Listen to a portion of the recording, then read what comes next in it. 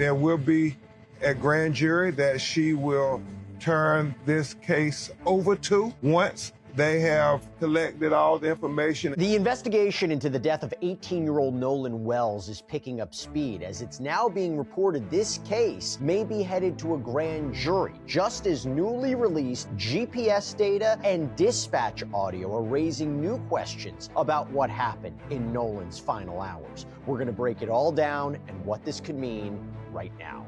Welcome to Sidebar, presented by Law and Crime. I'm Jesse Weber. Okay, so we have to talk about a huge new phase that we're now entering in the investigation into the death of Nolan Wells. If you recall, 18-year-old college football player disappeared while out boating with friends on the July 4th weekend. They were going to Horn Island. This is off the Mississippi Gulf Coast. His body was found nearby 2 days after he vanished. Now, the family has met with the district attorney, and this investigation, it is now being reported, may be headed to a grand jury.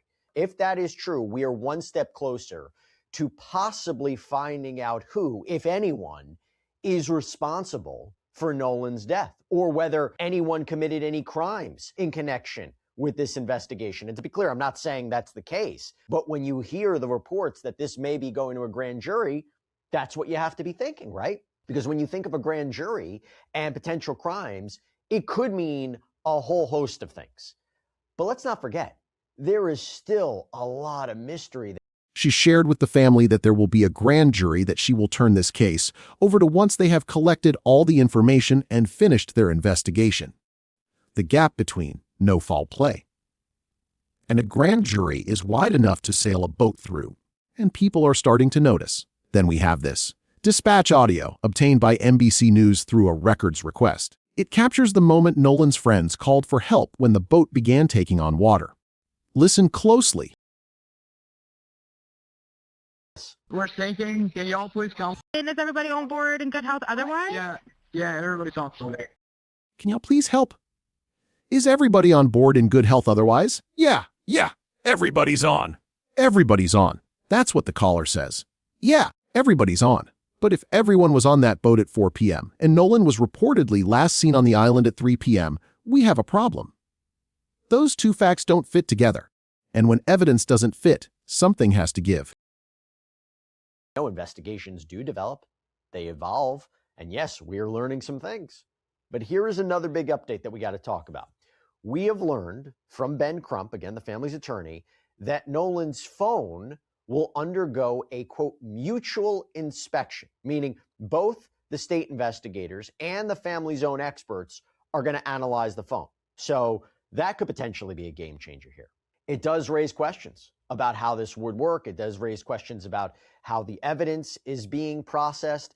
Does it contaminate the evidence in any way? How do you have this dual investigation? And I mean, the family reportedly believes that data may have been deleted from that phone.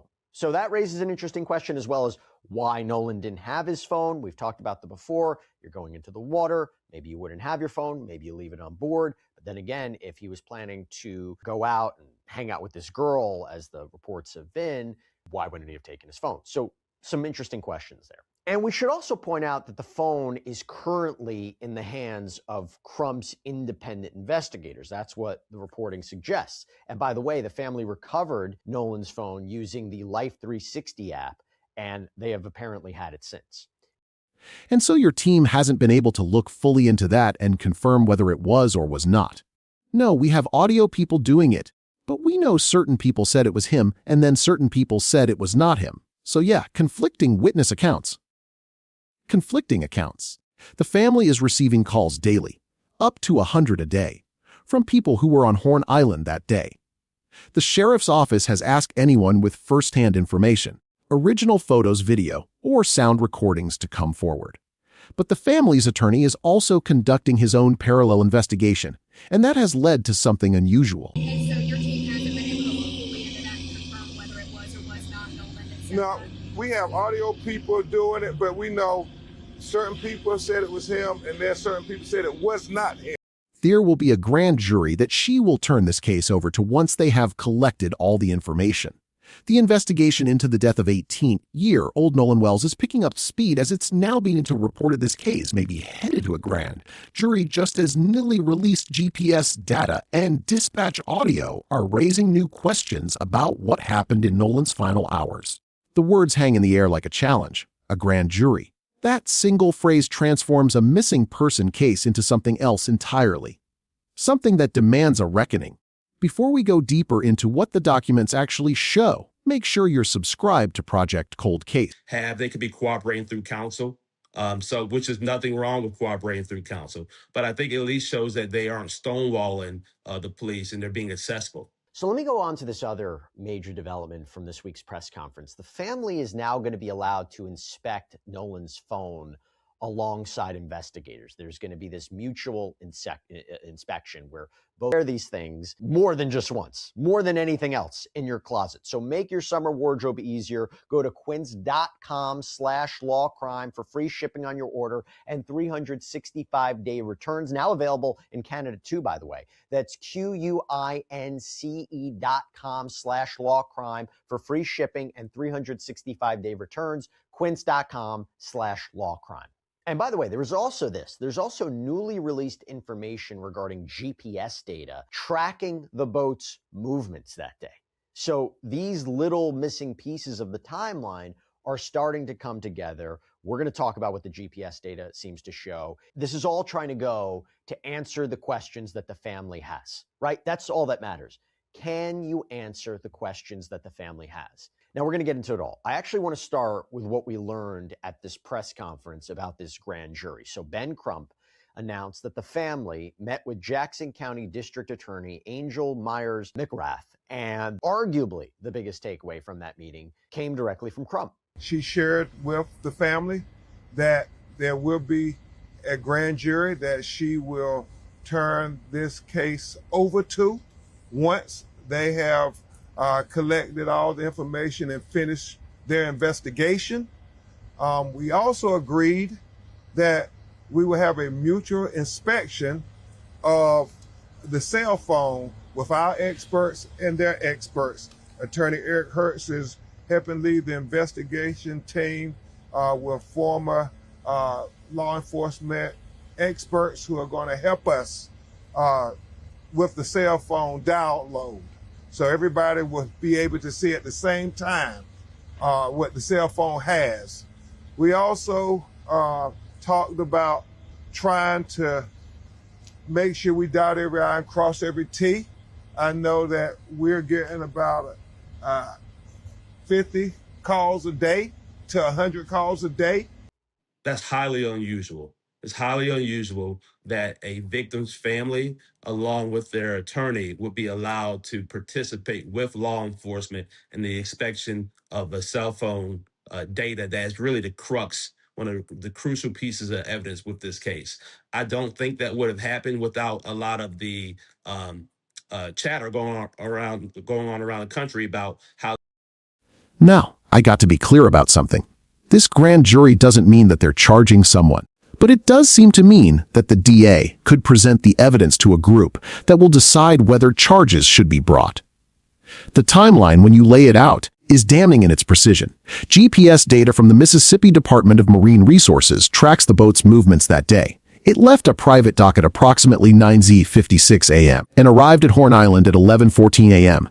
The boat reportedly left Horn Island at 4:31 p.m., returned to its original dock, then traveled into Fort Bayou around 5:52 p.m., before returning to the dock at 6:06 p.m. Later that evening, the boat went to the Fort Bayou boat. Experts regarding data extraction present with the state, and also there will likely be an independent one that Mr. Crump's office has present with the DA at the same time. So that way, everybody can see it at the same time, whether all data is being extracted, make sure nothing's being left behind, because the big issue here is that the early announcement of no. Now, I got to be clear about something.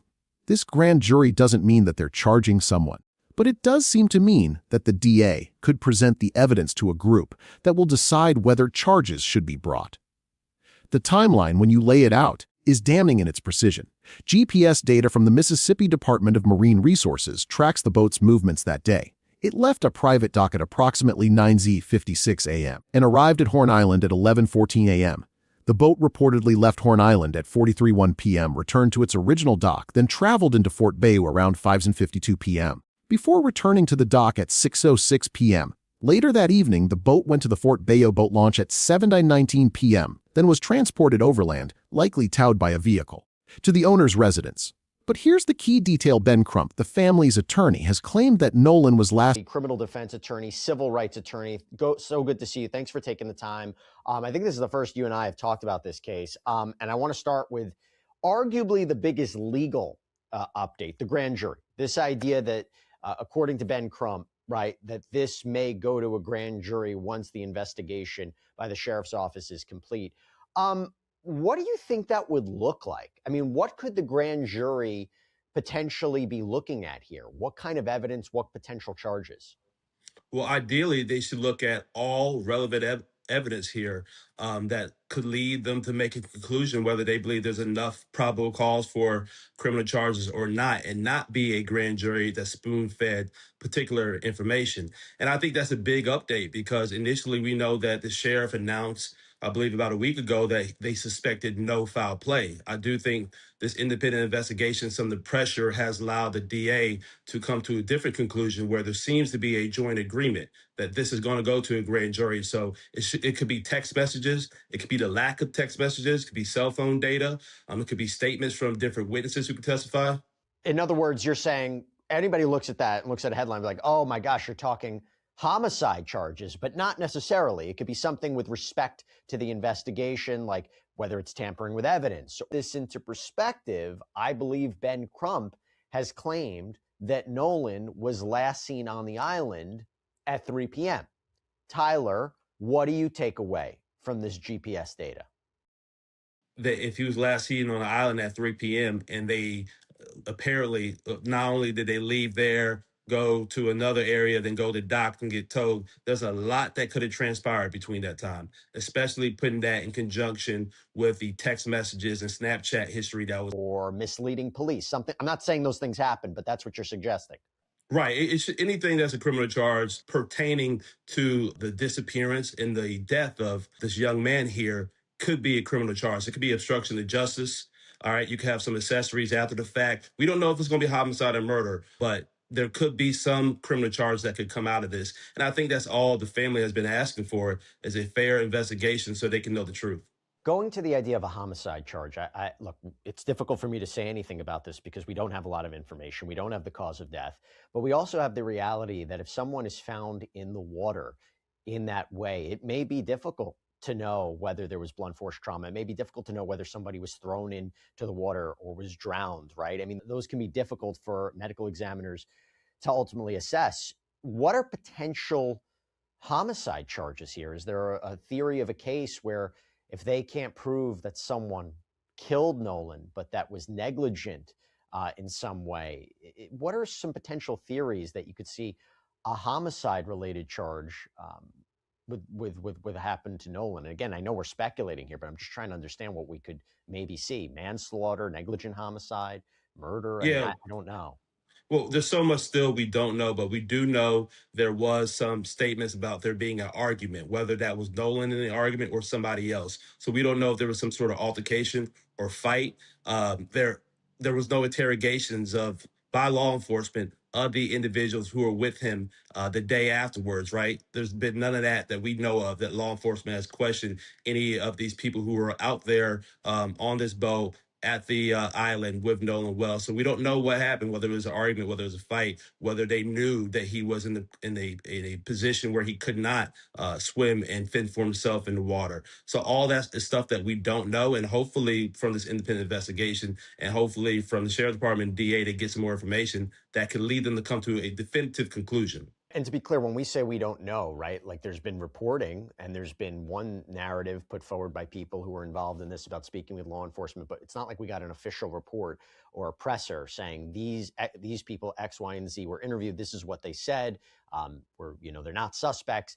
We're kind of reading between the lines a little bit. I just want to take a step back. Is it significant that the DA met with the family or the DA met with the family's lawyer. Is that common? Does that signify to you something? I mean, we're kind of jumping here and saying it's possible that evidence could be presented to a grand jury, but it could very well not be presented to a grand jury.